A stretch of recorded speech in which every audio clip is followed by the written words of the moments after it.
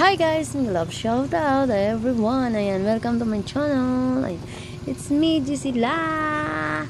Ayun na guys, for today's video. Ayan, punta tayo guys ng Sipala guys, no? Ayan. Magkuha tayo ng ating police clearance guys. Diba? Papunta na tayo ngayon sa police station ng Sipalay City, Negros Occidental. So, ayan, time check is 6:30 in the morning. So, manghadap-hadap lang tayo guys ng ating kaldero. Kakain tayo guys dahil mag 7:30. Ayan, pasok na tayo sa police station kasi magsa-start na yung pagkikita nila sa atin ay 8 in the morning. So, hanap-hanap tayo ng makakainan natin dito guys, no? Ano ba? Medyo konti pa yung tao kasi ang aga-aga pa. Ayan, dito tayo guys. May nakita tayo yung ano to? Yun, makikita nyo close pa guys. So, dito tayo guys, no? Ayan, wala sabaw dito guys. Yung specialty nila ay puro lang puro fried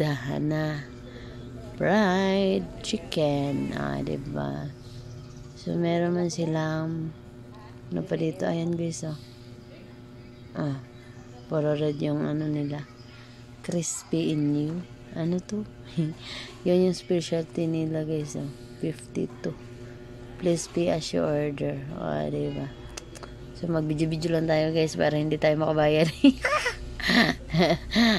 Diba? Yun lang yung menu nila sa taas guys. So, tingnan nyo. Mura lang. 52 yung pinaka nila. Tapos may siomay. Tapos meron ding lumpia. Diba? Kakainan tayo. Easy lang. Palibre tayo ngayon guys. Ayan. Wala tayong hiya-hiya dahil sa kahirapan ng buhay. Kaya palibre tayo. Diba? Yan. Ito na guys, may bula-bula pa pala. Diba?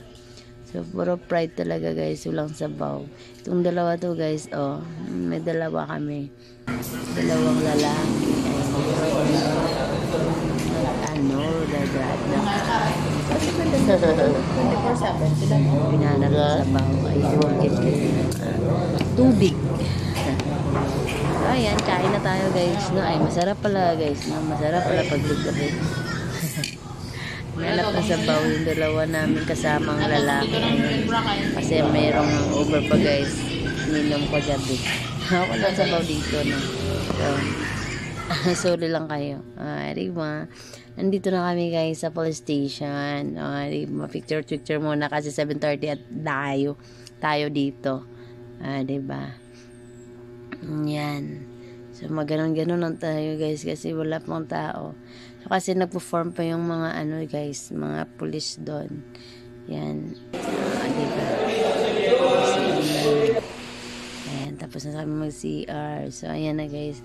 Medyo labas tayo konti. Ayan. So, dito tayo sa labas. Ang ganda, no? Kasi ang aga pa.